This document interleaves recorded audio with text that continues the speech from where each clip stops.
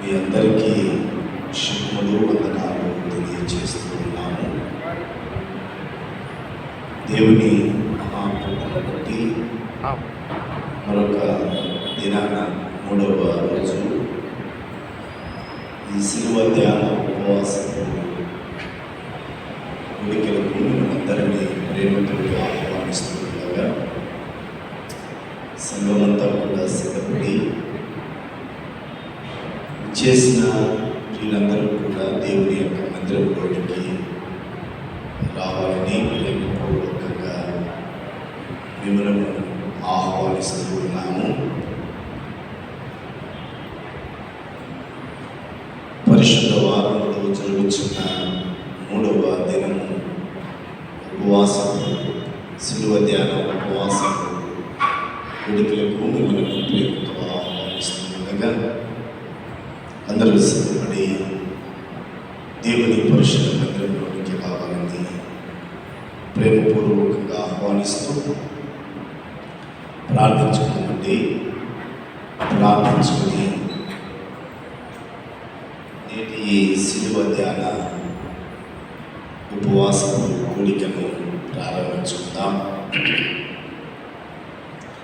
పరిశుద్ధుడైన దేవా, కృప కలిగినటువంటి తండ్రి, స్తుతులకు పాత్రుడా, స్తోత్రాలుడా, స్తుతుల సింహాసనాసీనుడా, నిన్న నేడు యుగములు సజీవుడైన మా తండ్రి, ఈ సమయంలో మరొకసారి మా కొరకై కలువరిలో ప్రాణం పెట్టి మరణించి మరణము జయించి తిరిగి లేచిన మీ ప్రియ కుమారుడు మా రక్షకుడైన యేసుక్రీస్తు నామములో మీకు కృతజ్ఞతలు, స్తుతులు, స్తోత్రములు చెల్లిస్తూ ఉన్నారు. ప్రభువా, ఈ సమయంలో ఈ పరిశుద్ధ వారంలో 3వ దినాన ఈ రీతిగా నీ పరిశుద్ధ మందిరములో మిమ్మల్ని స్తుతించి కనపరచడానికి మీరు మాకు ఇచ్చిన శ్రేష్టమైన అవకాశాన్ని బట్టి మీకు కృతజ్ఞతలు, స్తుతులు, స్తోత్రములు, ఘనత, మహిమ, ప్రభావములు చెల్లిస్తూ ఉన్నాం. మమ్మలను ప్రభువా మీ పరిశుద్ధాత్మ శక్తితో నింపి మీకే ఘనత, మహిమ, ప్రభావములు కలుగులాగా మేము మిమ్మల్ని స్తుతించి ఆరాధించి కనపరచడానికి అట్టి పరిశుద్ధాత్మ శక్తిని మాకు దయచేయమని ప్రార్థిస్తూ ఉన్నాము. చేరొచ్చిన ప్రియులను మీరు దీవించండి. వస్తున్నటువంటి వారిని సమయానుకూలముగా మీ పరిశుద్ధ మందిరములోనికి క్షేమముగా నడిపించండి. మేమందరము కలిసి ఏకదేవుడు అయినటువంటి మిమ్మలను ఏకాత్మతో, ఏక మనసుతో, ఏక స్వరముతో మిమ్మల్ని స్తుతించే భాగ్యం మాకు దయచేయమని ప్రార్థిస్తున్నాము. ఈ దినమున మీ పక్షమున నిలబడుతున్న మీ ప్రియ దాసులను మీరు అభిషేకించండి. వారి నోటిని మీరు పూరుగా వాడుకొని సంఘానికి, మా జీవితాలకు ఆధ్యాత్మికమైన దీవెనకరమైనటువంటి మాటలను మీరు మాతో మాట్లాడించమని నీ కృపా కాపుదల మీద ఆశ్రమై ఉంచి, అలాగే సంఘాన్ని, సమాజాన్ని అందరినీ కూడా మీరు దీవించండి.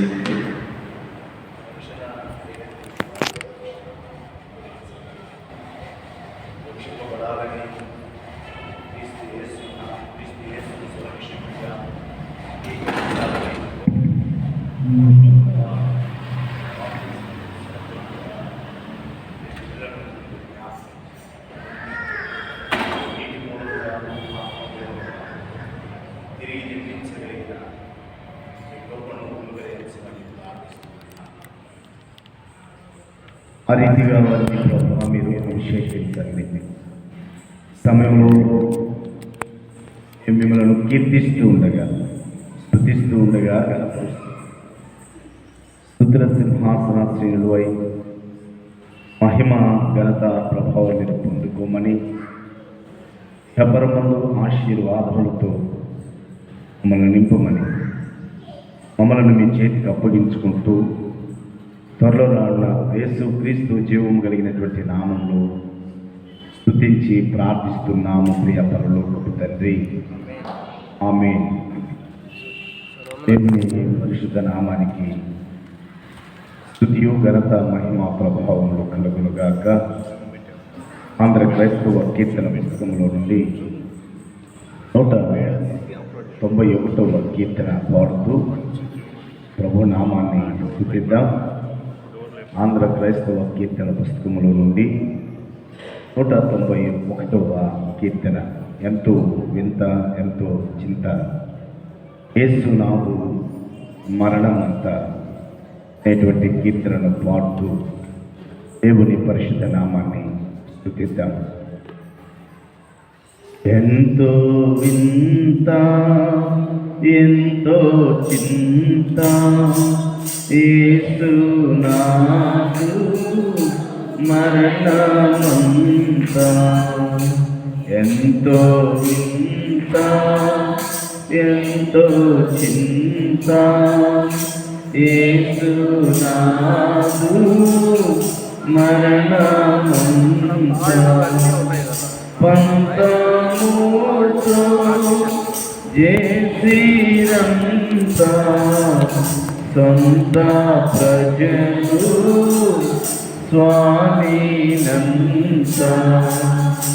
ఎంతో చింత, ఎంతో చింత, యేసునాథు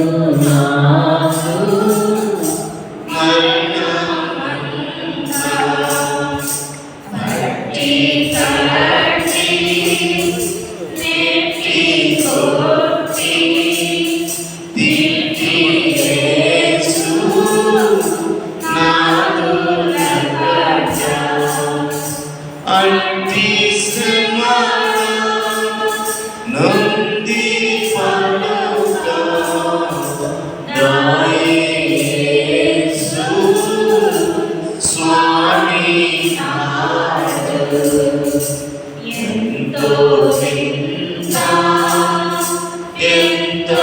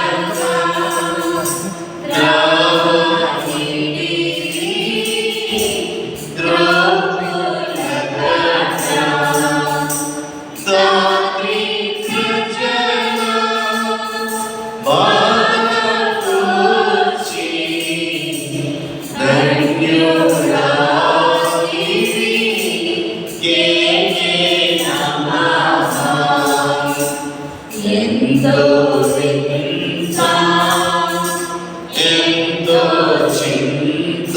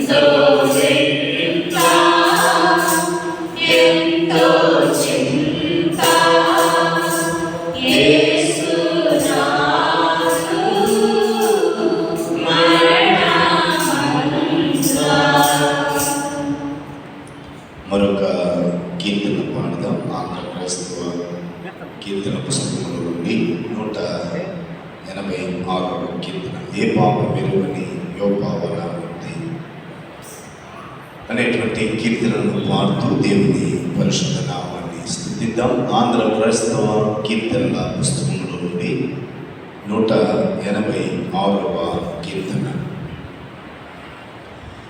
ఏ పాప మెరుగని యోపావనమూర్తి పాప విమోచకున్నా నా పాలి దైవమా నా పాపముల కొరకి పాటును ముల్లతో మళ్ళీ నీ శిరముపై చల్లాటమును తీరా ముళ్ళ పోటకు శిరము తల్లడిల్లక సొమ్మ సిల్లిపోతి రక్షక. ఏ పాప మెరుగని యోపావనమూర్తి పాప విమోచకున్నా నా పాలి దైవమా నా పాపముల కొరకి పాటును వినావా. కలువరి కిరీటముక సిలువ మోయలేక కలవరమును వినావా. సిలువ నీతో మోయ తులువలు ఎరుగని తోడుగా నిలిచినాడా. ఏ పాప మెరుగని యోపావనమూర్తి పాప విమోచకున్నా నా పాలి దైవమా నా పాపముల కొరకి పాటును వినావా. చెరుయోలు రెండు పడరాని మాటకు సుడివడి నడచినావా. కడకు కల్వరి గిరి కడకేగి సిలువను రఘునాథించినావా.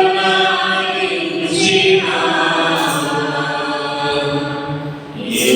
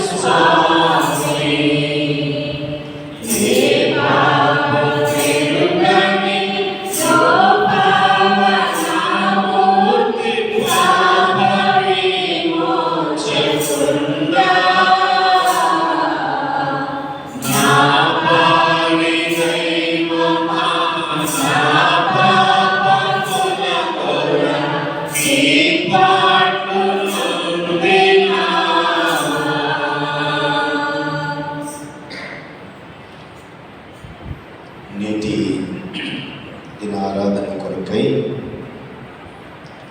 ఏర్పాటు చేయబడిన పరిశుద్ధ లేఖన భాగాన్ని చదువుకుందాం. మార్కు సువార్త 14వ అధ్యాయము. మార్కు సువార్త 14వ అధ్యాయము 10-11 వచనాలు మాత్రమే రవికుమార్ సార్ వచ్చి ఆ లేఖన భాగంలో చదువుతారు. మార్కు సువార్త 10వ అధ్యాయము 10-11 వచనాలు.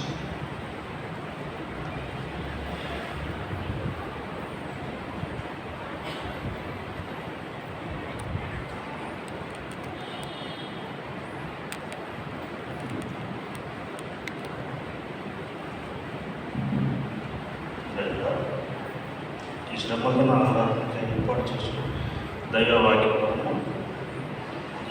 మార్కు సువార్త 14వ అధ్యాయం 10-11. 12 మందిలో ఒకడు ఇస్కరియోతు యూదా ప్రధాన యాజకుల చేతికి ఆయన అప్పగింపవలని వారి ఎద్దుకు పోగా వారు విని సంతోషించి వానికి ద్రవ్యమిత్తుమని వాగ్దానం చేసిన కనుక వాడు ఆయనను అప్పగించటకు తగిన సమయంలో కనిపెట్టుచున్నాడు. ప్రార్థన చేసుకున్నాం. ప్రార్థన చేయకు ఈ దినము దేవుని కృపను బట్టి ఏర్పాటు చేయబడిన దేవుని యొక్క దాసులను మనము ఆహ్వానించుకుందాం. రెవరెండ్ కంతేటి రమేష్ గారు తెలుగు బ్యాప్టిస్ట్ చర్చి లింగంలో పరిచర్య జరిగిస్తున్న దేవుని యొక్క దాసులు రమేష్ సార్ గారు వేదిక మీదకి రావాల్సిందిగా ప్రేమతో ఆహ్వానించుకుందాం.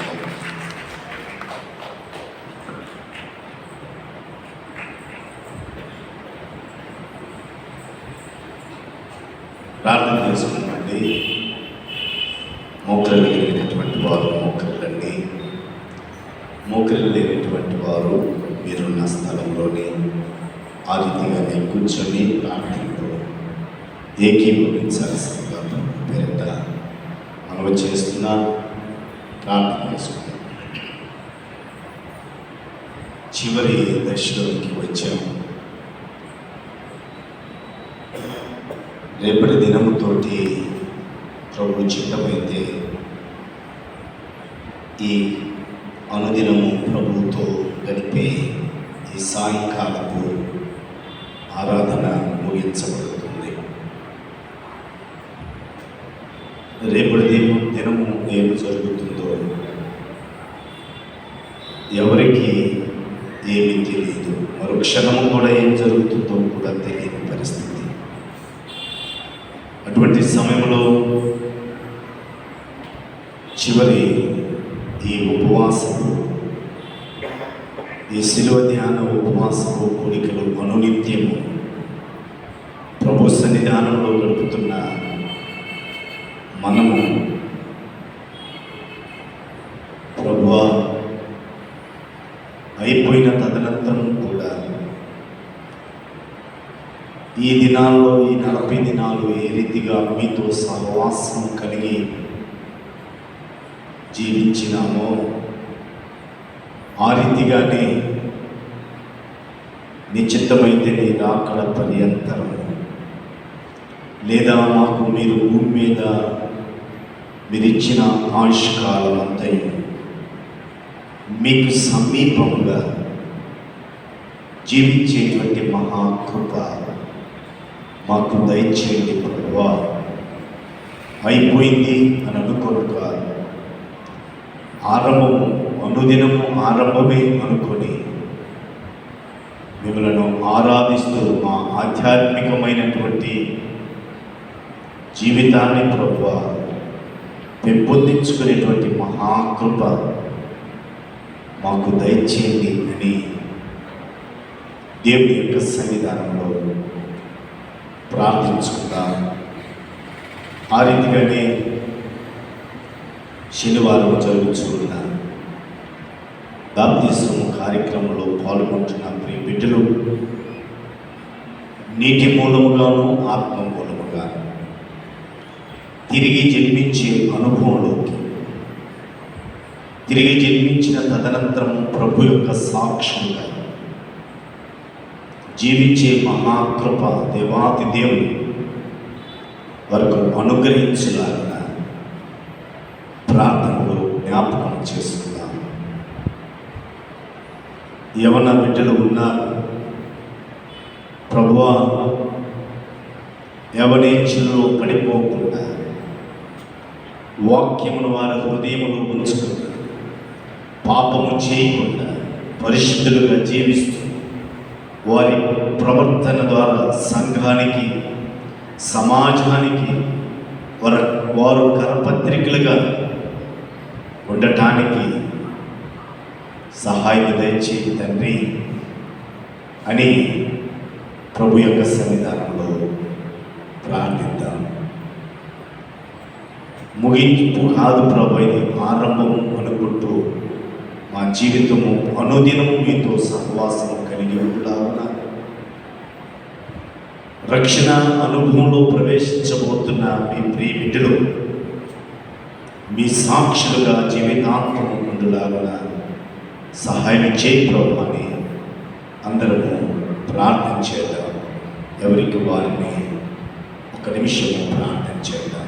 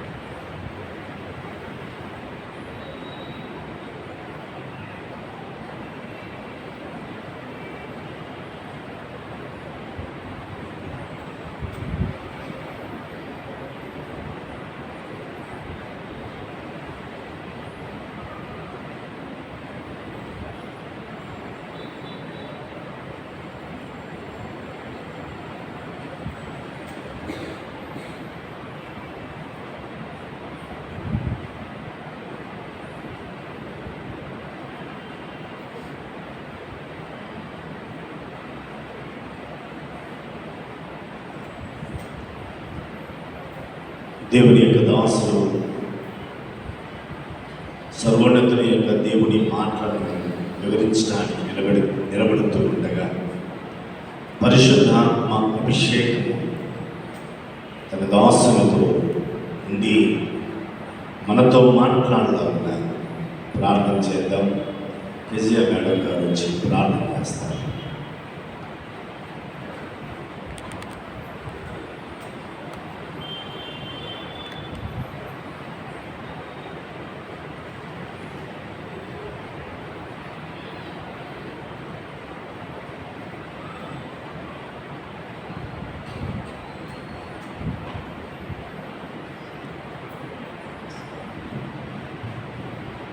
పరిశుద్ధుడ, ప్రేమ నమ్మకమైన మా ప్రియ పరలోకపు తండ్రి, ఈ పాదములకు వేలాది వందనములు, స్తుతులు, స్తోత్రాలు చెల్లిస్తూ ఉన్నాము.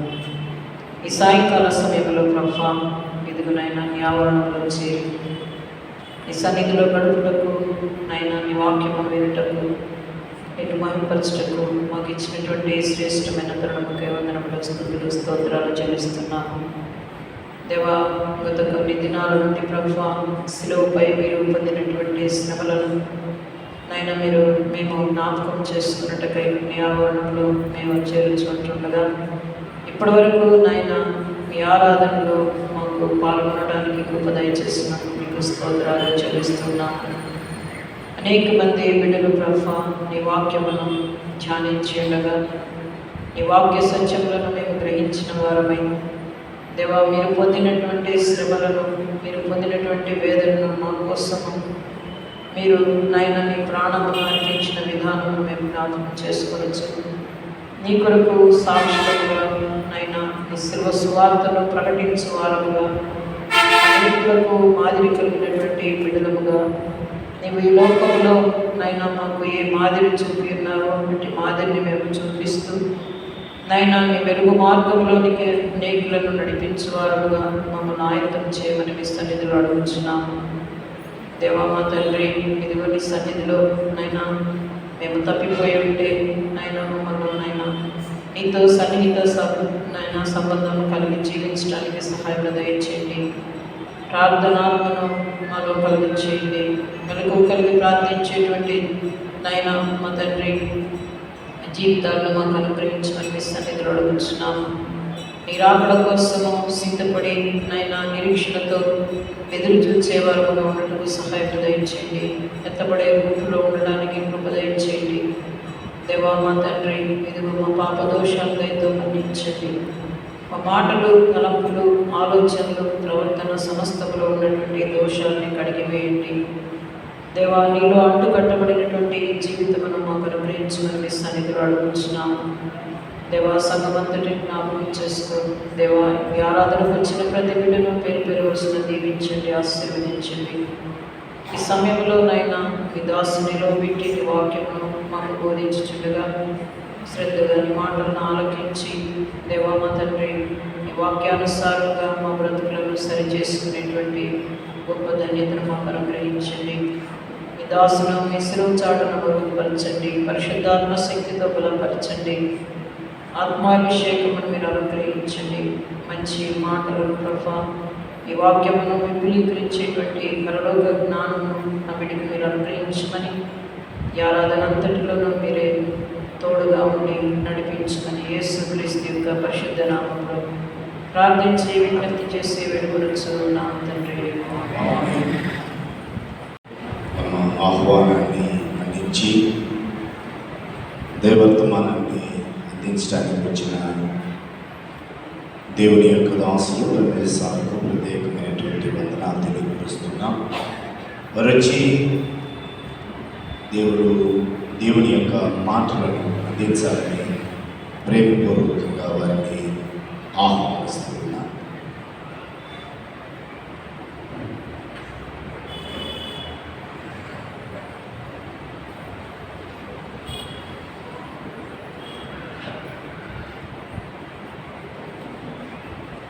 దేవుని నామానికి మహిమ కలుగునుగాక. ఈ అవకాశం ఇచ్చినటువంటి దైవజనులకు, ఆహ్వానించినటువంటి కమిటీ వారికి, యవనస్తులకు, అదేవిధంగా స్నేహ సమాజం వారికి ప్రత్యేక వందనాలు. కూడి వచ్చిన ప్రతి వారికి కూడా పేరు పేరున ప్రత్యేక వందనాలు తెలియజేస్తూ ఉన్నాం. మరి దేవుని కృపను బట్టి మరి శిలువ ధ్యానాలలో 37వ రోజు ప్రవేశించడానికి ఈ రీతిగా మరి ఈ హోలీ వీక్లో దేవుని గురించి, దేవుని మాటల గురించి సంఘంతో కలిసి మరి మాటలు పంచుకోవడానికి నాకు ఇచ్చినటువంటి అవకాశాన్ని బట్టి సంఘానికి, సంఘ అధ్యక్షులు, సమస్తానికి కూడా ప్రత్యేకమైనటువంటి వందనాలు తెలియజేస్తా ఉన్నాం. చదవబడినటువంటి లేఖన భాగాన్ని ఒకసారి జ్ఞాపకం చేసుకున్నామండి. చదవవలసిన లేదు కానీ చదవబడిన లేఖన భాగం మార్కు సువార్త 14వ అధ్యాయము 10-11 వచనాలు చూడగలిగితే అక్కడ ఒక వ్యక్తిని గురించి రాయబడుతూ ఉంది. నాకు ఆ టైటిల్ పంపగానే కొంచెం భయం వేసింది. ఆ మాట మాట్లాడాలంటే అది చిన్న విషయం కాదు, చిన్న వ్యక్తి గురించి మాట్లాడడం కాదు. మనుషుల గురించి మాట్లాడవచ్చు, లేకపోతే బలవంతుల గురించి మాట్లాడవచ్చు, కానీ ఈ వ్యక్తి గురించి మాట్లాడటానికి అంత ధైర్యం, అంత సాహసం అయితే లేదయా. మీ ఆత్మ నడిపింపు దయచేయని మాత్రమే ప్రార్థన చేసుకుని ఆ మాటలు మీ ముందుకు తీసుకురావాలని నిలబడి ఉన్నాం. ఎందుకంటే రాయబడినటువంటి మాటలో యోధా ఇస్కరియోతు యోధా అనబడేటువంటి వ్యక్తి పిలువబడినటువంటి 12 మందిలో ఒక శిష్యుడిగా ఉంటా ఉన్నాడు, ఒక అపోస్తులుగా కనబడుతూ ఉన్నాడు. అయినప్పటికీ కూడా ఆ వ్యక్తి ఎలాంటి వాడుగా ఉన్నాడయ్యానంటే దేవుని అద్భుత కార్యాలను, మహత్కార్యాలను, లేక యేసుక్రీస్తు వారు పరిచయం చేసిన 33.5 సంవత్సర కాలంలో అనేక పర్యాయములు ఆయనను వెంబడించిన వాడుగా ఉన్నాడు. అద్భుతాలు చూశాడు, ఆశ్చర్య కార్యాలు చూశాడు, లేక ఆయన చేసిన స్వస్థత కార్యాలు చూశాడు, లేక ఆయన పంచినటువంటి ఆహారమును భుజించిన వాడిగా కూడా ఉన్నాడు, లేక అనేకులను సమాధి దాకా వెళ్ళి సమాధిలో నుండి బయటికి తీసుకొచ్చినటువంటి అద్భుతాలను కూడా కన్నులారా చూసిన వ్యక్తిగా ఉన్నాడు. అయితే ఏది ఏమైనప్పటికీ ఎన్ని అద్భుతాలు చూసినా కానీ, ఎన్ని ఆశ్చర్యకార్యాలు చూసినా కానీ ఆ వ్యక్తి యొక్క బుద్ధి బాలేదు, గుణము సరైనదిగా లేనట్లుగా దేవుని యొక్క లేఖనాలలో అనేక సందర్భాలు కనబడుతూ ఉన్నాయి. ఎందుకంటే యోధా ఇస్కరియోతు ప్రత్యేకంగా ఆయన గురించి రాయబడినటువంటి మాటలు చూస్తే దేవుని యొక్క పరిశుద్ధ గ్రంథంలో ఆయన పక్కనే ఉంటూ కూడా యేసుక్రీస్తు వారి పక్కనే ఉంటూ, శిష్యుల పక్కనే ఉంటూ, తన సహోదరుల పక్కనే ఉంటూ ఆయన ఎలాంటి వాడుగా ఉన్నాడంటే తన పేరు గొప్పగా కనబడాలి, తనకు గౌరవం కావాలి, అందరూ నన్ను గురించి పొగడాలి, అందరూ నాకు విలువ ఇవ్వాలి, లేకుంటే వారు ఏదైనా కొనాలన్నా కానీ నన్ను అడిగి కొనాలి అనేటువంటి ఒక అధికార దాహంతో అధికారం కలిగినటువంటి వ్యక్తిగా యోధా ఇస్కరియోతు కనబడినటువంటి సందర్భాలు కనబడతా ఉన్నాయి. అయితే ఈరోజు దేవుడి యొక్క లేఖనాల నుండి కనుక మనం పరిశీలన చేయగలిగితే ఆ చదవబడినటువంటి మార్కు సువార్త 14వ అధ్యాయము 10-11 వచనాలలో ఆయన ఎలాంటి వాడుగా ఉన్నాడంటే ప్రధాన యాజకుల చేతికి ఆయనను అప్పగించడానికి ఆయన ఇష్టపడిన వాడిగా ఉంటా ఉన్నాడు. అంటే తన పక్కన ఉన్నటువంటి వ్యక్తి ఏమైపోయినా పర్లేదు కానీ నాకు గౌరవం కావాలి, నాకు విలువ కావాలి, నేను బాగుంటే చాలు అనేటువంటి వ్యక్తిత్వం కలిగినటువంటి వ్యక్తిగా కనబడతా ఉన్నాడు. అదే రీతిగా ఆ వచనాల్లోనే మరి ఒక సందర్భాన్ని చూస్తే ఆయన యేసుక్రీస్తు వారిని పట్టించడానికి, అధికారులకు అప్పగించడానికి సమయం కొరకు కనిపెట్టుకుంటూ ఉన్నాడు. మనం కూడా మన పక్కన ఉన్న వారు ఎదుగుతున్నారంటే, మన పక్కన ఉన్న వారు అభివృద్ధి చెందుతున్నారంటే, మన పక్కన ఉన్న వారు స్త్రీల సమాజంలో కానీ లేకపోతే అవలస్తుల మధ్య కానీ సంఘంలో కానీ బాగా ప్రార్థన చేస్తున్నా, బాగా కానుకలు ఇచ్చినా, బాగా పరిచర్యలో ఉన్నా మీరు ఎప్పుడు ఆగిపోతారా, ఎప్పుడు దూరం అవుతారా, ఎప్పుడు తక్కువ చేయాలా, ఎప్పుడు బలహీనపరచాలా అనేటువంటి ఆలోచన మనలో వస్తే ముందు మనమే బలహీనం అవుతాం. ఎందుకంటే ఇక్కడ యోధా ఇస్కరియోతు చేసిన పని ఏంటంటే యేసుక్రీస్తు వారు ఎప్పుడు అవకాశం దొరకడానికి, అధికారులకు అప్పగించడానికి అవకాశం కోసం కనిపెట్టారు. ఈరోజు మన పక్కన ఉన్న వారు కూడా మంచివారే, ఆత్మీయులే, ప్రార్థనా పరులే, విశ్వాసములో అనుభవం కలిగిన వారే, వాక్య ధ్యానములో అనుభవం కలిగిన వారే, సంఘములో సీనియర్లుగా ఉన్నవారే, లేక సంఘములో వాక్యాన్ని బట్టి కంఠస్థ వాక్యాన్ని చెప్పగలిగిన విశ్వాసం కలిగినటువంటి సభ్యులు అయినప్పటికీ కూడా మన తోటి వారి పట్ల ద్రోహం చేసేటువంటి మనస్సు ఒకవేళ ఉందేమో అంటే ఈ మాటను బట్టి పరిశీలన చేసుకున్నప్పుడు యేసుక్రీస్తు అంతటి వాడినే అన్ని అద్భుతాలు చేసి ఆశ్చర్య కార్యాలు చేసినటువంటి ఆయన సర్వలోక అధికారిని అమ్మటానికి సిద్ధపడినటువంటి మనిషిని, ఆ శిష్యుడిగా ఉన్నటువంటి యోధా ఇస్కరియోతునే సాతాను వశపరుచుకొని అధికారుల ఆధీనంలోనికి పంపించే మనసు సాతాను ఇచ్చాడంటే మరి రోజు మన భక్తి అంతా, మన విశ్వాసం అంతా, మన నీతి అంతా, మన యథార్థత అంతా, మన తోటి వారి పక్షాన మంచి మనసు కలిగిన వారిగా ఉంటామా? ఎంత ప్రార్థన చేసినా కానీ, ఎంత విశ్వాసం కలిగి ఉన్నా కానీ మనం యథార్థంగా మాట్లాడేవారు ఉన్నామా? కొంత దాచుకొని కొంత మాట్లాడుతూ ఉన్నామా? కొంత కపటముతోనూ, కొంత వేషధారణతోనూ, కొంత ముఖస్థుతి కోసం మాట్లాడేవారుగా ఉంటాం. కానీ ఉన్నది ఉన్నట్లుగా మాట్లాడే వాళ్ళు కొందరే కనబడతారు. అందుకనే దేవుని యొక్క లేఖనాల్లో చూడగలిగితే లూకా రాసిన సువార్త 6వ అధ్యాయము 16వ వచనాన్ని కనుక చూడగలిగితే అక్కడ అదే యోధా ఇస్కరియోతు గురించి రాయబడిన సందర్భాన్ని ఒకసారి చూద్దాం. లూకా సువార్త 6వ అధ్యాయము 16వ వచనాన్ని ఒకసారి చూద్దామని. యాకోబు సహోదరుడైన యోధా, ద్రోహియగు ఇస్కరియోతు యోధా అనువారు. ఎవరంట? యాకోబు సహోదరుడైన యోధా. యాకోబు సహోదరుడైన యోధా. ద్రోహియగు ఇస్కరియోతు చూడండి, ఆ యోధా వేరు, ఈ యోధా ఎవరంటే ద్రోహియగు ఇస్కరియోతు.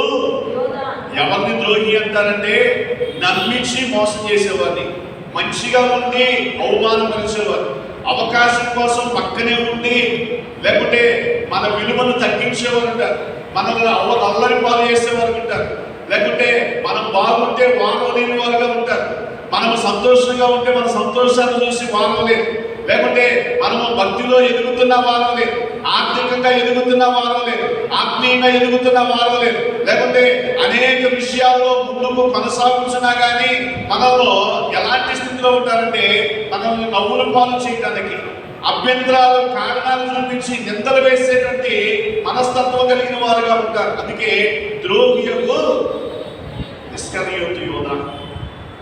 రోజు ఈ మాటలు వింటున్నప్పుడే దేవుడు అన్నారు. అందుకే ఈ మాట ఆ టైటిల్ సెక్రటరీ గారు పంపిగానే ఆ మాట చూడగానే యోధా కుట్ర అని ఎప్పుడైతే టైటిల్ వచ్చిందో కొంచెం భయం వచ్చింది.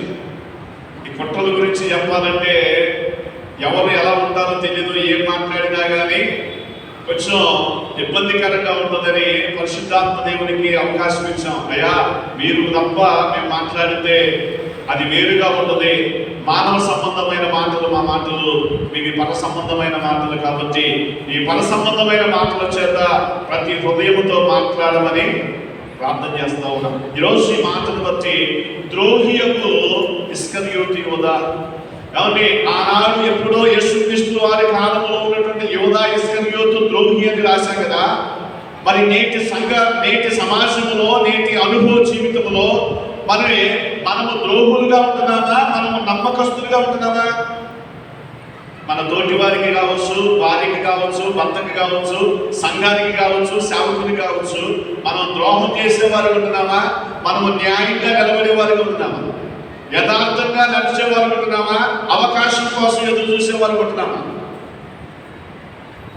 అది మన మనస్సాక్షిగా తెలియాలి. పైకి నవ్వుతూనే ఉంటాం, ప్రేమగా మాట్లాడినట్టే ఉంటాం, కానీ మన బలహీనతలు ఇతరులకు పాస్ చేస్తూ ఉంటాం. ఫలానా వారు ఇలాగంట కదా, ఫలానా వారు అలా అంట కదా, ఫలానా కుటుంబం అంట, ఫలానా పిల్లలంట, ఫలానా కమిటీ అంట, ఫలానాని మన సంఘాన్ని, మన వ్యక్తిత్వాలను మనమే బహిర్గతం చేసుకునేటువంటి వారిగా ఉంటాం.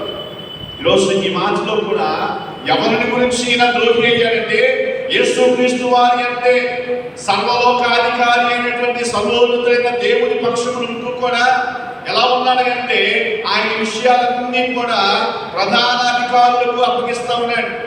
ఆయన ఎక్కడ ఉంటాడో, ఏ స్థలంలో ఉంటాడో, ఎలాంటి వ్యక్తుల మధ్య ఉంటాడో, ఏం మాట్లాడతాడో అని సమాచారాన్ని అందిస్తూనే ఉంటాడు. మరలా ఆయన పక్కనే ఉంటాడు, సంచి దగ్గర పెట్టుకుని ఉంటాడు.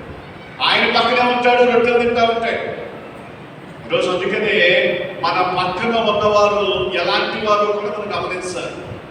విశ్వాసులైనప్పటికీ కూడా ఈరోజు మరి మనం ఎలా ఉన్నామో దేవుని కృపను బట్టి మరి బాక్స్ మెంబర్ తెలుగు బాప్టిస్ట్ సంఘం, సెంచరీ తెలుగు బాప్టిస్ట్ సంఘం అలాంటిది కాదని నమ్ముకుంటా ఉన్నా, విశ్వసిస్తా ఉన్నా. అలాంటి వారు లేరు.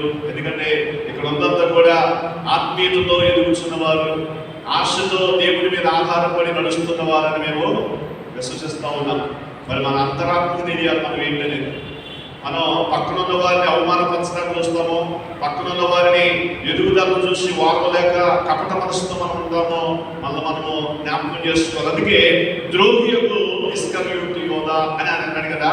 ఈరోజు ఆ ప్లేస్లో మనం పెంచుకుంటే, ఆ పేరు మనం పెంచుకుంటే, మనము ద్రోహం చేసేవారు ఉన్నామా, మంచి చేసేవారు ఉన్నామా?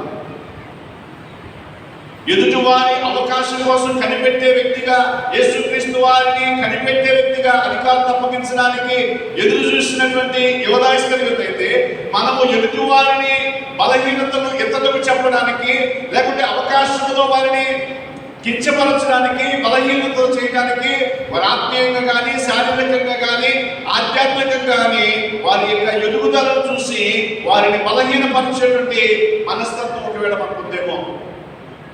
ఏ విషయంలో మనము ద్రోహులుగా ఉంటా ఉన్నామో, ఏ విషయంలో మనము ద్రోహం చేసే వ్యక్తులుగా ఉంటా ఉన్నామో మరి మనం జ్ఞాపకం చేసుకోవాలి. అదే యోహాను సువార్తలో కూడా ఆ యోధా ఇస్కరియోతు గురించి మరొక మాట రాస్తా ఉన్నారు. 12వ అధ్యాయంలో 6వ వచనాన్ని చదువుదామండి. యోహాను సువార్త 12వ అధ్యాయము 6వ వచనం. వాడు ఇలాగ చెప్పినది కాదు గాని వాడు దొంగ అయి ఉండి డబ్బు సంచి ఉండినందున.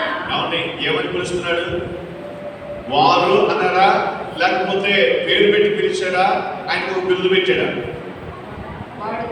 వాడు దొంగ అయ్యుండి. ఎవరి గురించి మాట్లాడుతూ ఉన్నారు? ఇస్కరియోతు యోధా గురించి మాట్లాడుతున్నమాట. వాడు దొంగ అయ్యుండి పేదలకు సహాయం చేసినట్లుగా మాట్లాడుతున్నాడు, ఇతరులకు మేలు కోరినట్లే చెప్తా ఉన్నాడు. కానీ ఆయన డబ్బు సంచిలోనికి, ఆ సంచిలోనికి డబ్బులు రాలేదని ఆ యొక్క పాపాత్మురాసి ఆ అత్తరు ఆయన పాదాలకు రాసినటువంటి స్థితిని జ్ఞాపకం చేసుకుని, అంత విలువైన అత్తరులో జ్ఞాపకాలు చేయడం ఎందుకు, అంత విలువైన దానిని అలా పూయటం ఎందుకని మదన పడుతూ అనేకంతో చెప్తా ఉన్నాడు. ఈరోజు మనం మంచి చెప్పినట్లుగానే ఉంటారు, కానీ మనలో అవమానపరిచేవారు చాలా మంది ఉంటారు. మేలు కోరినట్లుగానే ఉంటారు, కానీ దాని వెనక ఏముంటుంది అంటే దాని పరమార్థం మనల్ని బలహీనపరచడానికి అయి ఉండొచ్చు, మనల్ని దుఃఖ పెట్టడానికి అయి ఉండొచ్చు, మనల్ని నెమ్మది లేకుండా చేసేటువంటి గాయాలు చేసే మాటలు అయి ఉండొచ్చు. అందుకని అక్కడ రాయబడిన మాటలో ఆయన అంటున్నాడు కదా, వాడు దొంగ అయ్యింది, వాడు దొంగ అయి ఉన్నాడు కాబట్టి వాడి మనసు ఎక్కడుందంటే ధనం మీదే ఉంది, డబ్బు మీదే ఉంది. ఎందుకంటే వారికి ఇచ్చింది ఆ డబ్బు సంచి కాబట్టి ఎంత వస్తుంది ఎంత పోతుందని లెక్కలేసుకోవడానికి మనసు ఆ వ్యక్తి దగ్గర ఉంది కాబట్టి అంత ఖర్చు ఎందుకు ఇంత ఖర్చు ఎందుకు అని చెప్తా ఉంటాడు. కానీ ఆయన చేయాల్సిన ఖర్చు అంతా కూడా చేస్తూ ఉంటాడు. ఆ ఖర్చు లెక్క రాదు, కానీ ఆ ఖర్చు గురించి ఆలోచన ఎవరికి చెప్పడు, కానీ ఎదుటివారు ఖర్చు పెడితే సలహాలు ఇస్తాడు, కానీ ఇది ఖర్చు అని చెప్పడు. ఇక్కడ యోధా ఇస్కరియోతు చేసింది కూడా అదే. ఆయన గురించి ప్రత్యేక మాట్లాడుతున్నాడు కదా, వాళ్ళు దొంగ అంటున్నాడు. ఈరోజు మనం కూడా దేవుని యొద్దకు రాకముందు ఒకవేళ దొంగలమేమో, దేవుని యొద్దకు రాకముందు దేవుని భయం లేని వారమేమో, దేవుని యొద్దకు రాకముందు దేవుని ఇష్టానుసారంగా జీవించక ముందు దేవుని నమ్మక ముందు మనం కూడా ద్రోహులుగా జీవించామేమో.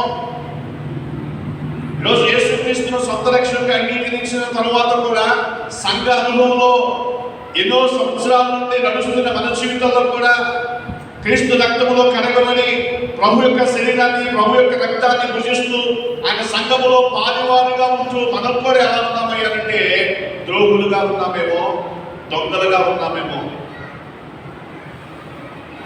ఎప్పుడు మనం ఎదుటి వారిని చూస్తాం, ఎప్పుడో అయిపోయినటువంటి యోధా ఇస్కరియోతు ఇలా చేశాడు అన్నాం కదా, ఆయన గురించి ధ్యానం చేసే ముందు మనం ఎలా ఉన్నాము,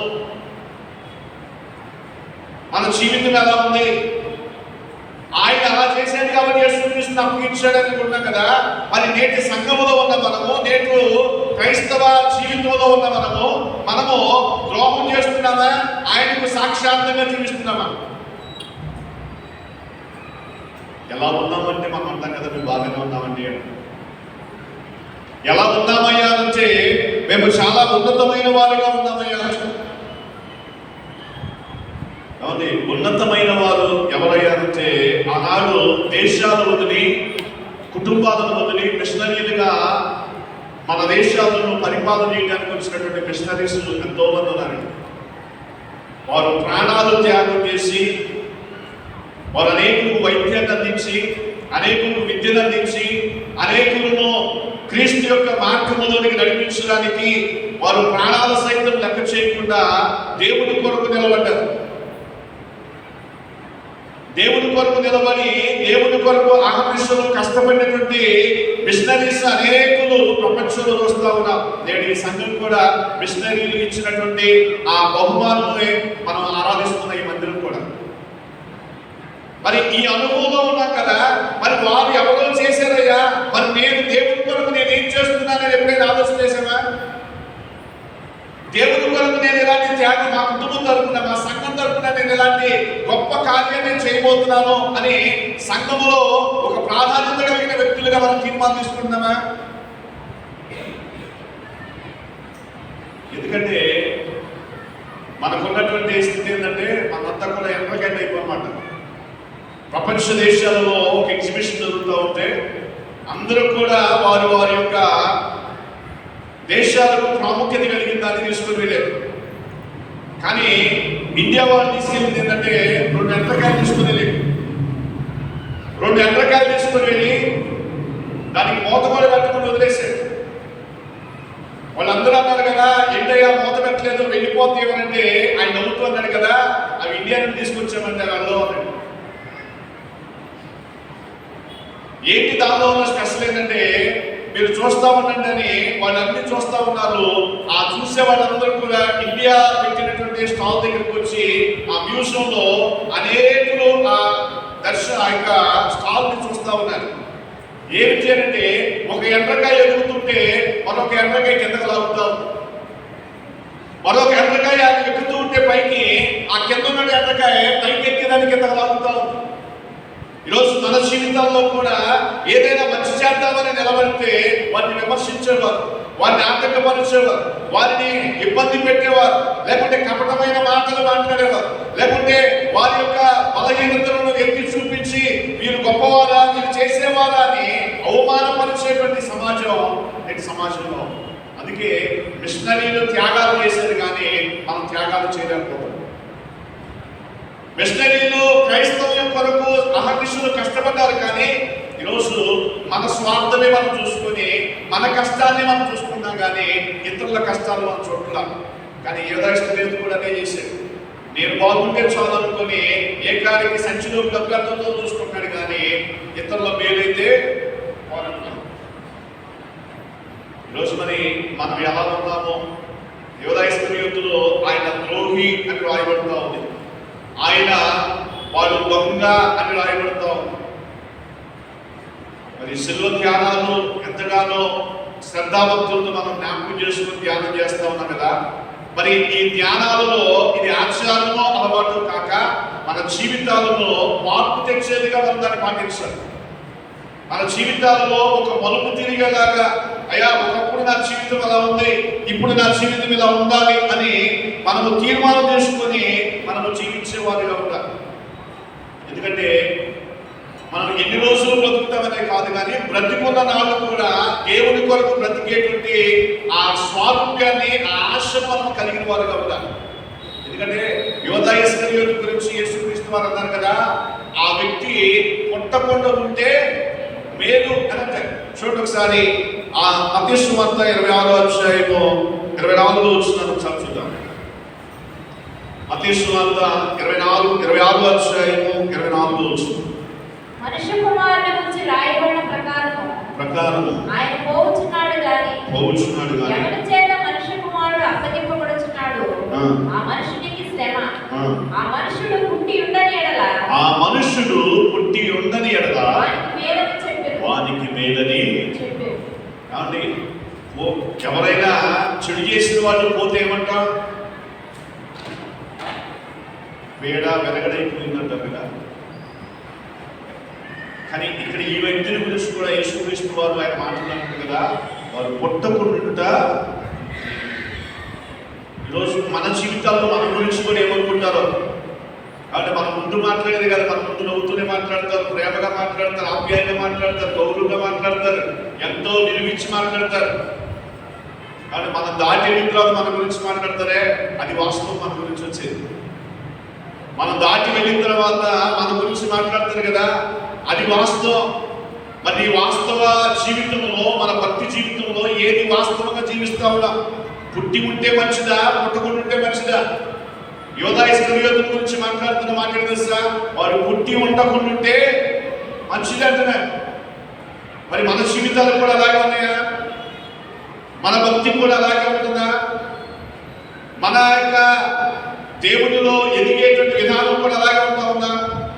ఆ విషయాన్ని మనం జ్ఞాపకం చేసుకోవాలి. అలాంటి జీవితాలు కాకుండా దేవుని కొరకు మనము జీవించే వారుగా ఉండాలంటే కొన్ని ప్రాముఖ్యమైన విషయాలు మనం గమనించే వారు ఉండాలి. ఎందుకంటే క్రీస్తును అర్థం చేసుకునేటువంటి వారుగా ఉంటే మనము అలాంటి జీవితంలో జీవించం. యోధా ఇస్కరియోతు క్రీస్తుని అర్థం చేసుకోవాలి. ఆయన వెంబటే ఉన్నాడు కానీ ఎప్పుడు ఎంత వచ్చిందో ఆ అకౌంటబిలిటీ చేసుకున్నాడు కానీ ఆయన ఏం చేస్తున్నాడు, ఆయన బాధ ఏంటో, ఆయన లోకానికి ఎందుకు వచ్చాడు, ఆయన ఎలాంటి శ్రమ కొరకు వచ్చాడు, ఎలాంటి ఆయన రిక్తుడిగా మారడానికి కారణం ఏమిటో ఆయన గురించి పట్టించుకోవాలి. ఆయన గురించి పట్టించుకోలేదు కాబట్టి ఆయన మాట్లాడుతున్న మాటలో ఎలా ఉందంటే క్రీస్తుని అర్థం చేసుకోకుండా జీవిస్తా ఉన్నాడు. ఈరోజు చాలా మంది కూడా కుటుంబాలలో కానీ తల్లిదండ్రులు పిల్లలను అర్థం చేసుకున్న వారు, తండ్రి చెప్పాడనుకోండి నా ఇష్టం నేను చేస్తానని పిల్లలు ఉన్నారు కానీ సరే డాడీ మంచిగా చెప్పావు, సరే నేను ఆలోచన చేసుకుంటాననేటువంటి పిల్లలు కనబడరు. అది ఎక్కడో కొంతమంది ఉంటారు. అదే రీతిగా భార్యాభర్తల మధ్యలో కూడా అలాగే నా ఇష్టం అంటే నా ఇష్టం అనే వారు ఉన్నారు కానీ కుటుంబ గౌరవం కోసం అండి, కుటుంబ విలువ కోసం అండి అని ఒకరినొకరు సమర్థించుకుంటారంటే ఎవరు తగ్గేది ఉండదు. ఎవరి ఇష్టాన్ని వారే నెరవేర్చుకుంటారు. అంటే వారు ఆ కుటుంబ గౌరవాన్ని కాపాడడానికి ఎవరు కూడా ప్రయత్నం చేయట్లా. ఎవరి గౌరవాలు, ఎవరి విలువలు, ఎవరి ఇష్టాన్ని వారు నెరవేర్చుకుంటున్నారు. ఇక్కడ అందుకనే యోధా ఇస్కరియోతు పుట్టకుండా ఉండటం మేలు అనడానికి కారణం ఏంటంటే ఆయన యేసుక్రీస్తు వారిని అర్థం చేసుకోవాలి. యేసుక్రీస్తు వారి యొక్క ఆయన ప్రణాళికను అర్థం చేసుకోవాలా. ఆయన ఏ కాడికి ఎక్కడ ధనం వస్తుందా, ఎక్కడ గౌరవం ఉంటుందా, ఎక్కడ విలువించే వాళ్ళు ఉంటారా, ఎక్కడ ఎలాంటి వ్యక్తుల మధ్య మేము బాగుంటే గౌరవం ఉంటుందా అని ఆ సొసైటీలో వాల్యూస్ చూసుకున్నాడు. కానీ ఉన్నతమైన దేవుని పక్షాన నేను ఉన్నాను కదా, ఎవరిని పిలవనటువంటి అధికారము నాకు ఇచ్చాడు కదా అని ఆయన ఆలోచన చేయలేదు. ఆయన ఆలోచన చేయక ఆయన అప్పగించడానికి ఆ ప్రధాన అధికారుల దగ్గరికి వెళ్ళినట్టు. ఈరోజు మరి మనం క్రీస్తుని అర్థం చేసుకున్నామా? సంఘంగా కూడిన మనము యేసు క్రీస్తుని మనం అర్థం చేసుకున్నామా? ఆయన బాధ ఏంటి, ఆయన వేదన ఏంటి, ఆయన ఇలాంటి పరిస్థితుల్లో కూడా మరి ఆ శత్రువు ఆయన అప్పగిస్తాడని తెలిసి కూడా ఆయన పక్కనే ఉంచుకున్నాడు కదా, మరి ఆయన యొక్క సమర్పణ ఏంటి అని యేసుక్రీస్తు వారిని అర్థం చేసుకున్నామా? మన పిల్లలు చెబుతాం, అదిగో వారితో సహవాసం చేయొద్దు, అదిగో ఆ ఇంటికి వెళ్ళొద్దు, లేకపోతే మీ నాన్నమ్మతో మాట్లాడొద్దు, మీ అమ్మతో మీ తాతతో మాట్లాడొద్దు అని కండిషన్లు పెడతాం కదా. మరి ఈయన సిలువకు అప్పగిస్తాడని తెలుసు, ఈయన పుట్టకుండా మంచిది అని చెప్పినటువంటి యేసుక్రీస్తు వారు ఏదో ఆస్కర్యం సపరేట్ చేసినా? మరి ఆయన మనసు ఎలాంటిది? మరి మన మనసు ఎలాంటిది? మన ఇంట్లో ఉన్న వాళ్ళే పార్టీషన్ చేస్తున్నాం కదా, ఎవరితో పలకాలి, ఎవరితో పలకూడదు. సంఘంలో కూడా అలాగే వాళ్ళు మనం నచ్చిన వాళ్ళు పక్కన కూర్చుంటే ప్రార్థన చేసినప్పుడు అక్కడ బెంచ్ మారుతాం, లేకపోతే కూర్చు మారుతాం, కానీ పక్కనే కూర్చుంటావా? మరి అలాగే క్రీస్తు మనసు మనకు వచ్చేది. క్రీస్తు మనస్సు రావాలి అంటే ఆయన దర్శనం, ఆయన భారము, ఆయన యొక్క ఆశ మనం గ్రహించగలిగినప్పుడు ఆ భారం ఏంటో మనకు తెలుస్తుంది. రెండో విషయాన్ని జ్ఞాపకం చేసుకుంటే, ఆయన రక్షకుని దగ్గర నుండి రక్షణను పోగొట్టుకున్నాడంతే.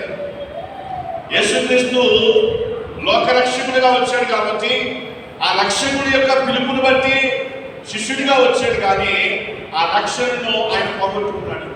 ఈరోజు మనం కూడా ఏం చేస్తా ఉన్నామంటే, మనం కూడా ఎలా ఉంటా ఉన్నాయి అంటే, యేసుక్రీస్తును నమ్మడానికి వచ్చాం, మేలు పొందిన తర్వాత, అవసరం తీరిపోయిన తర్వాత దేవుడితో పని లేదు, సంఘంతో పని లేదు. అవసరం ఉన్నంత వరకే, లేకుంటే ఆ సంఘంతో కానీ, సావులతో కానీ, కమిటీతో కానీ, పెద్దలతో కానీ, స్నేహ సమాజంలో కానీ, ఇంట్లో ఉపవాస ప్రార్థన జరిగే వరకు, లేకపోతే సంఘంలో ఏదైనా సహాయం కావాలన్నప్పుడు మాత్రమే సంఘాన్ని ఆశ్రయిస్తాం, సావులతో మాట్లాడతాం. తర్వాత మాట్లాడతామా? మాట్లాడు, అదేమంటే బిజీ అండి అని అంటాం. కానీ అక్కడ యేసుక్రీస్తు వారి అంతే ఉండి రక్షకుడిని అమ్మడానికి ప్రయత్నం చేస్తున్న వ్యక్తి యూదా ఇస్కరియోతు. ఈరోజు మన జీవితాలు కూడా మనం ఎలా ఉన్నామో, మన జీవిత ప్రణాళికలు కూడా ఎలా ఉన్నాయో మనం జ్ఞాపకం చేసుకునే వాళ్ళు ఉంటారు. చివరిగా రెండు మాటలు చెప్పి నా సమయాన్ని నేను ముగిస్తానండి. నేడు మనం ఏ స్థితిలో ఉన్నామో, మన గురించి ఆయన బాధపడుతున్నాడా, సంతోషపడుతున్నాడా? యూదా ఇస్కరియోతు గురించి అయితే బాధపడ్డాడు. ఏంటో తెలుసా? ఆయన పుట్టకుండా ఉంటే మంచిది అని బాధపడ్డాడు. మరి నేను మనం అనుకోవచ్చు కదా, ఆయన యేసుక్రీస్తు మరి ఇలా బాధపడ్డాడని. మరి మన గురించి కూడా దేవుడు బాధపడుతున్నాడేమో. మొదటి మాట కనుక చూడగలిగితే రోమీయులకు రాసిన పత్రిక 2వ అధ్యాయము 24వ వచనాన్ని ఒకసారి చూద్దాం. రోమీయులకు రాసిన పత్రిక 2వ అధ్యాయము 24వ వచనం. రాయబడిన ప్రకారం మిమ్మును బట్టియే కదా దేవుని నామము అన్యజనుల మధ్యను దూషించబడుచున్నది. కాబట్టి ఈ మాట వింటున్నట్టు మనము జ్ఞాపకం చేసుకోవాల్సింది ఏంటంటే, నేను ద్రోహం చేసే వ్యక్తిగా ఉన్నానా ఇతరులకు, లేక సంఘానికి, నా కుటుంబానికి కానీ, నా సంఘానికి కానీ, నాకు కలిగిన ప్రతి ఉద్యోగంలో కానీ, వ్యాపారస్తుల మధ్య కానీ, నా స్నేహితుల మధ్య కానీ, లేక నాకు కలిగిన స్థానం అంతట్లో కూడా నేను ఇతరులకు ద్రోహం చేసే వ్యక్తిగా ఉన్నానా, మేలు చేసే వ్యక్తిగా ఉన్నానా? ఎందుకు ఆ మాట అడుగుతున్నానంటే, మిమ్మును బట్టే కదా నా నామము అన్యజనుల ఎదుట దూషించబడుతుంది. నేను మందిరానికి వెళ్తున్నానంట, నేను రక్షించబడ్డానని చెప్తున్నాను, కానీ మన తోటి వారికి కీడు చేసే మనసు మనలో ఉందంటే మరి మనం ఎలాంటి వారమో మనమే ఆలోచన చేయాలి. మనం ఎలాంటి వ్యక్తిత్వం కలిగి ఉన్నామో మనమే ఆలోచన చేయాలి. రెండవ సందర్భాన్ని చూడగలిగితే హెబ్రీయులకు రాసిన పత్రిక 12వ అధ్యాయము 2వ వచనం. హెబ్రీ రాసిన పత్రిక 12వ అధ్యాయము 2వ వచనం. ఇంత గొప్ప సాక్షి సమూహము మేఘము వలె మనలను ఆవరించి ఉన్నందున మనము కూడా ప్రతి భారమును సులువుగా చుక్కులు పెట్టు పాపమును విడిచిపెట్టి విశ్వాసమునకు కర్తయు దానిని కొనసాగించువాడునైన యేసు వైపు చూచుచు మన ఎదుట ఉంచబడిన పందెంలో ఓపికతో పరిగెత్తుదము. ఆయన తన ఎదుట ఉంచబడిన ఆనందము కొరకై అవమానమును నిర్లక్ష్య పెట్టి సిలువను సహించి దేవుని సింహాసనం యొక్క కుడిపార్శ్వమున ఆసీనుడై ఉన్నాడు.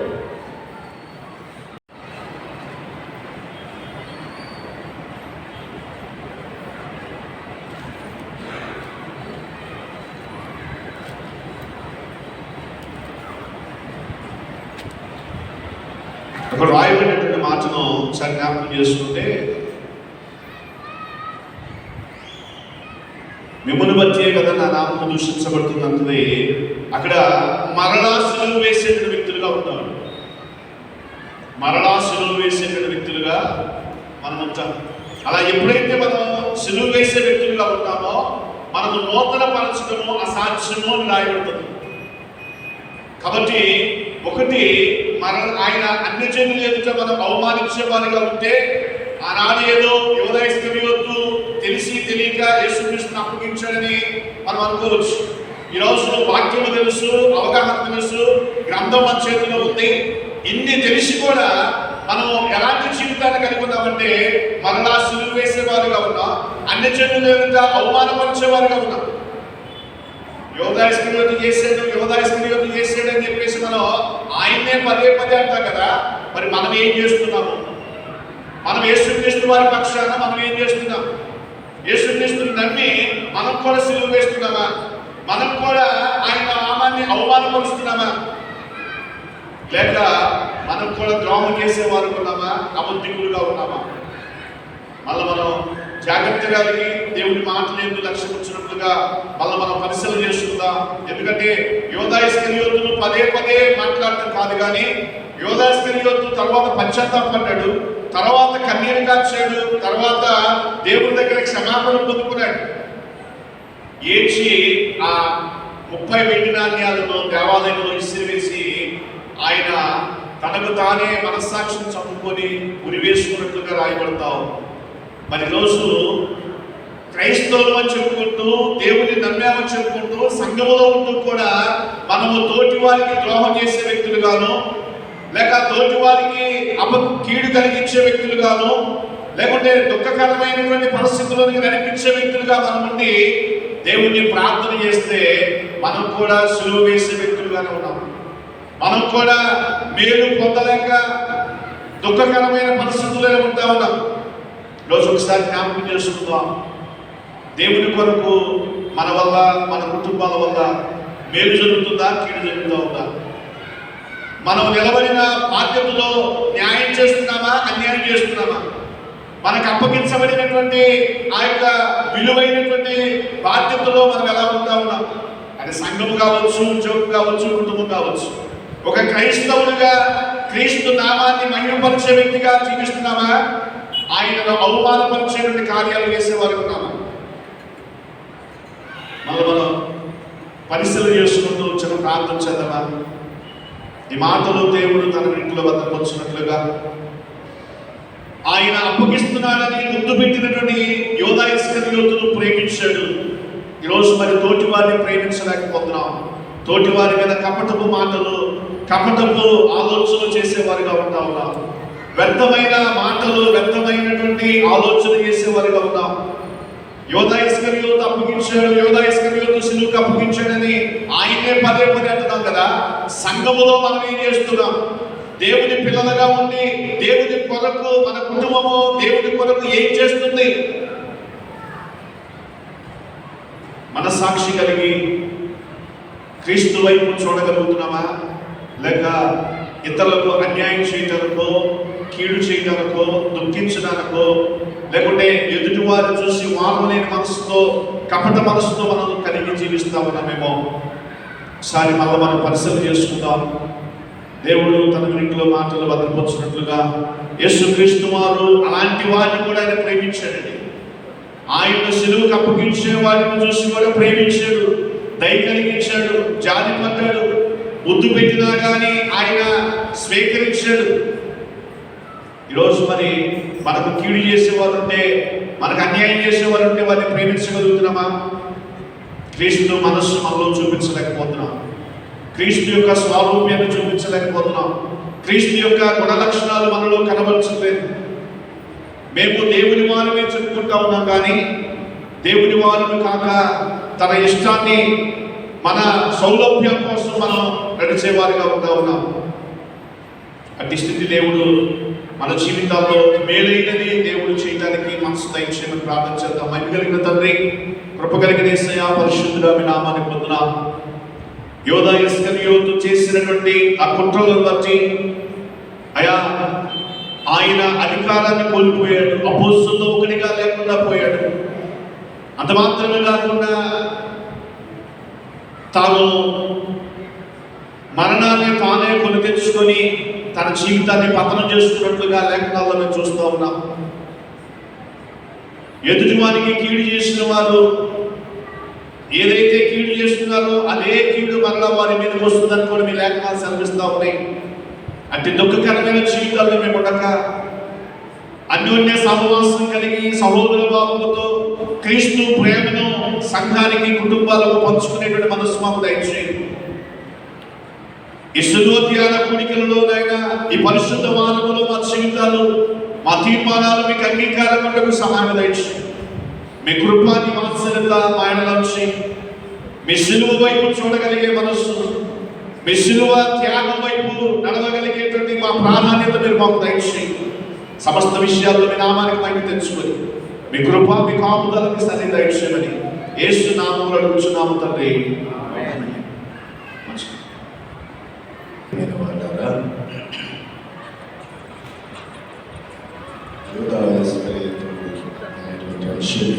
కుట్ర అనే అంశం మీద చక్కగా దేవర్తమానాన్ని పెంచిన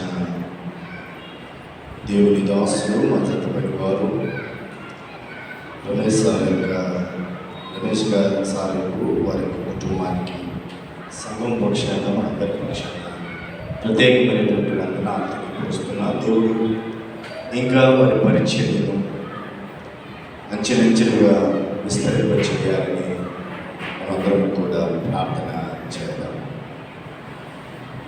నేను కొంచెం మాట్లాడుతున్నానంటే మీరు అర్థం చేసుకోవాలి, ఏదో రావాల్సిందే ఆలస్యంగా వస్తుంది కాబట్టి.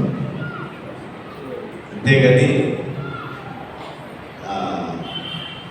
దేవుని కృపను బట్టి మంచి మాటలు, అధికార దాహం కలిగిన వాడు, అలాగే అధికార దాహంతో కూడా ఆర్థిక దాహం కూడా ఉంది ఆయనకి. ఈ ఆర్థిక దాహంతో ప్రభువును అప్పగించడానికి, ఈ అధికార దాహము, ఆర్థిక దాహము ఆయన ఎలా మార్చేసిందంటే అవకాశవాదిగా మార్చేసింది. అవకాశవాది అయినటువంటి ఈ వ్యక్తి చివరికి ఏమయ్యాడంటే అపవాదికి వారసుడయ్యాడు. అపవాదికి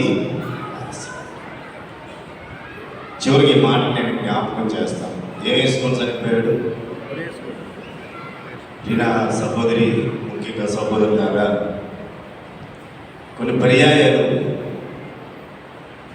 ఏవో తల్లిదండ్రుల నుంచి చిన్న మాటలు అన్నారని ఇటువంటి అగాధ్యానికి కొంతమంది పాల్పడుతూ ఉంటారు. ప్రభు దాసులుగా మీకు చెప్పేది ఏంటంటే, ఈయన అపవాది దాసుడే కాదు, నిత్య అగ్నికి వారసుడయ్యాడు. తీర్పు లేదు, సరిపోతే హ్యాపీగా ఈ లోకాన్ని వదిలేస్తాం అనుకుంటున్నామేమో. ఒకవేళ ఎవరైనా ఏదైనా మోసం చేసినా, ఎవరైనా మాట అన్నా ఎంత కొంతసేపు బాధపడుతున్న తర్వాత అది మర్చిపోతాం. కానీ ఆ సమయంలో తీసుకోకూడనటువంటి నిర్ణయం తీసుకొని ఈ తనువు సాధిస్తే సుఖంగా ఉంటాను అనుకుంటున్నాను వారికి దేవుడి వాక్యం సెలవిస్తుంది, వారికి తీర్పు లేదు, నిత్యము అగ్నినే ఆలోచన చేయండి.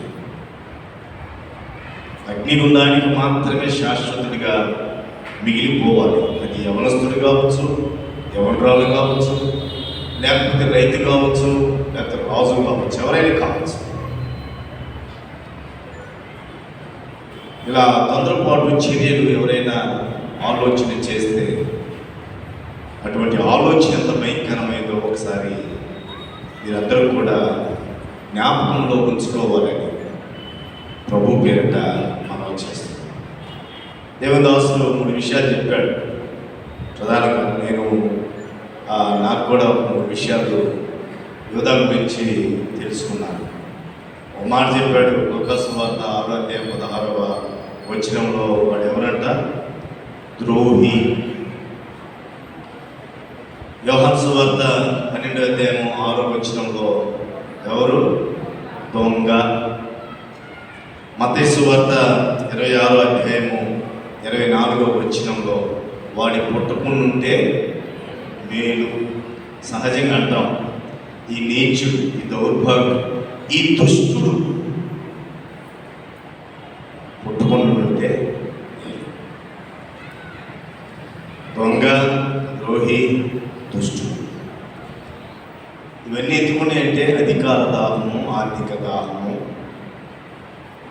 అపవాదికి హృదయం ఇవ్వటం వల్ల ఈ దొంగ కావచ్చు, ద్రోహి కావచ్చు, దుష్టుడు కావచ్చు, అధికార దాహం కలిగిన వాడు కావచ్చు, ఆర్థిక దాహం కలిగినటువంటి వాడు కావచ్చు, అవకాశవాది కావచ్చు. వీటి మాటలు ఎలా ఉంటాయంటే ఈ ద్రోహి, లేకపోతే దొంగ, ఈ దుష్టుడు మాటలు మధురం, మనసు మారంటే మాటలు మధురము, మనసు మారదు. పైకి చాలా బాగా ఉంటాయి, వెనక బూతులు బాగా. అటువంటి దుష్టుడు ఈ యోధ ఇస్కరియోతు. ఇవన్నీ కాదు కానీ ఆఖరిగా నిత్య అగ్నికి గురి కాకుండా ఉండాలంటే యోధా పని మాత్రము, ఆలోచన మాత్రం. ఎవరను ఆలోచనకు రాణించుకోవాలంటే అది మహావేదన. శాపం కొన్నిసార్లు అలాంటి మరణాలు జరిగినప్పుడు అబద్ధాలే చెప్తాం, విషయాలు చెప్తాం. ఎందుకంటే అక్కడ పోయి ఈ మాట చెప్పలేముగా, ఈ పాప లేకపోతే చనిపోయిన నరకానికి పోయాడంటే, అగ్నికి ఆహుతి అయ్యాడనుకో, అక్కడే మెడబెట్టి మెడతారు. అందుకని చెప్పలేము. కానీ దాన్ని ఏదో ఒక రూపంగా అంతరంగంలో వేరే భావం ఉన్నా వాళ్ళకేదో కొంత ఉపశమనం కొరకు ఏదైనా ఆదరణ మాట తెలియపరచాలే కానీ వారి గురించి ఒక ప్రత్యేకమైన నిర్ణయం ఉంటుంది. దేవుడు అక్కడ పెట్టేసి ఉంటాడు. అది ఇక్కడి నుంచి వచ్చేది కాదు, ఈ హృదయంలో జరిగేది ఎక్కడి నుంచి వచ్చేది ఆదరణ మాట్లాడుకోవడం. కాబట్టి అటువంటి ఆలోచన ఎవరు చేయకండి. మంచి మాటలు తెలియపరిచిన దేవుని దాసులు, దైవజనులు రమేష్ సార్ మరొకసారి మనందరి పక్షాన వందనాలు తెలియపరుస్తూ కుటుంబాన్ని వారి పరిచయం దేవుడు ఆశీర్వదించను కాక. ప్రకటనలో ఎదుటి వారి ఎదుగుదలను చూసి ఓర్వలేకపోతున్నామా, కపట మనసుతో ఉన్నామా, మోసకారులుగా ఉన్నామా పరీక్షించుకుందాం. మంచి చేసేవారిని విమర్శించేవారు, ఆటంకపరిచేవారు మన సమాజంలో ఉన్నారు. ఆ విధంగా మనం ఉండకూడదని, బ్రతికినన్ని రోజులు దేవుని కొరకు జీవించాలని, సంఘానికి కానీ, ఇతరులకు కానీ, కుటుంబానికి కానీ ద్రోహం చేసేవారిగా, అవమానపరిచేవారిగా ఉన్నామా, కీడు కలిగించేవారిగా ఉన్నామా పరీక్షించుకుందాము పర్యాయం అనేసి యేసుక్రీస్తు పక్షాన మనం ఎలా ఉన్నాం, ఈ శిలువ త్యాగ కూడికలో మన జీవితాల్లో మార్పు తీసుకురావాలని, క్రీస్తు నామాన్ని ఘనపరిచేవారిగా ఉండాలని, ఆయనను అనుసరించేవారిగా ఉండాలని రమేష్ గారు చెప్పినటువంటి వాక్య సందేశం మన హృదయాల్లో నిలుపుకోవాలని నేను మిమ్మల్ని దేవుని ప్రేమతో కోరుతూ ఉన్నాను. అలాగే మంచి సందేశం అందించినటువంటి రమేష్ గారికి సంఘ పక్షాన నిండైన వందనాలు తెలియజేస్తున్నాను. ఈరోజు మనకు పాడుకుందాం. ఆంధ్ర క్రైస్తవ కీర్తన పుస్తకం 9. సిలువే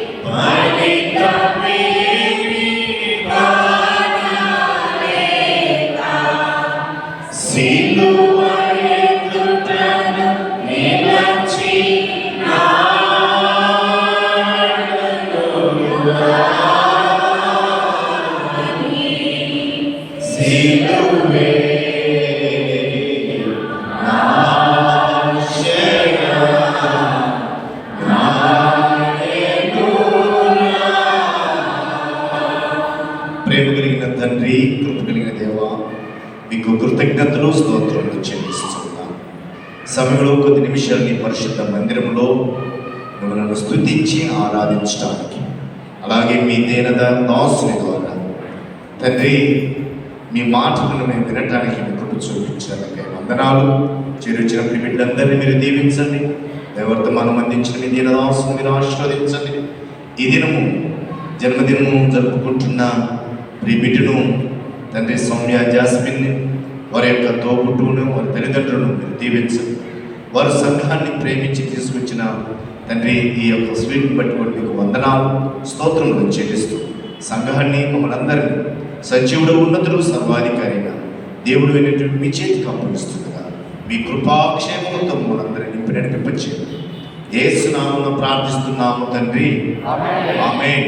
పరలోకమందున్న మా తండ్రి, నీ నామం పరిశుద్ధపరచబడుగాక, నీ రాజ్యం వచ్చునుగాక, నీ చిత్తం పరలోకమందు నెరవేర్చున్న ప్రకారం భూమి మీదను నెరవేరునుగాక.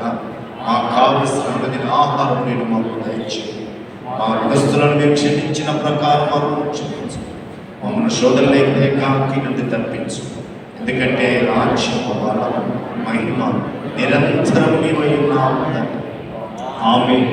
మన పరమ తండ్రి అయినటువంటి దేవుడి యొక్క ప్రేమ, కుమారుడు రక్షకుడైన యేసుక్రీస్తు ప్రభువారి యొక్క కృప, పరిశుద్ధాత్మ దేవుడి యొక్క అన్యోన్య సహవాసం, సన్నిధి, కాపుదల చేరుచిన మన మీదను, దైవర్తమానము అందించిన తన దీన దాసుల మీద పరిచయం మీద, ఈ దినమును జన్మదినం జరుపుకుంటున్న ప్రియ సహోదరి మీదను, మరి కుటుంబ సభ్యుల మీదను, సకల పరిశుద్ధుల మీదను సదాకాలము తోడే ఉండి ఆశీర్వదించి దీవించునుగాక. ఆమేన్.